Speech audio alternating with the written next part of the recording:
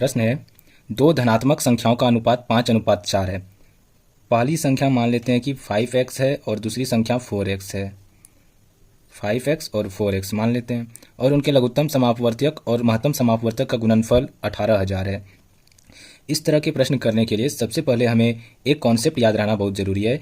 वो कॉन्सेप्ट है कि यदि किन्हीं दो संख्याओं का गुणनफल मान लेते हैं कि पहला संख्या a है और दूसरा संख्या b है।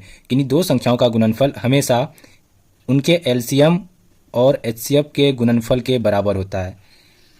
क्या होता है? किन्हीं दो संख्याओं का गुणनफल उनके एलसीएम और एचसीएफ के गुणनफल के बराबर होता है। ये कॉन्सेप्ट हमें हमेशा याद रखना होगा। यहाँ पे पहली संख्या क्या है? 5x है। दूसरी संख्या क्या है? 4x है। और एलसीएम और एचसीएफ का गुणनफल कितना दिया हुआ है? 18,000 दिया हुआ है।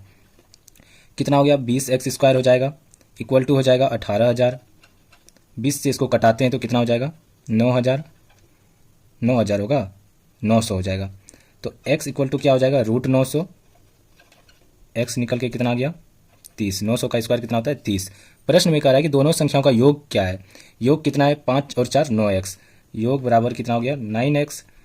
9x, x का वैल्यू कितना दिया हुआ है? 30। तो 9 × 30 कितना हो गया? 270। दोनों संख्याओं का योग कितना होगा? 270।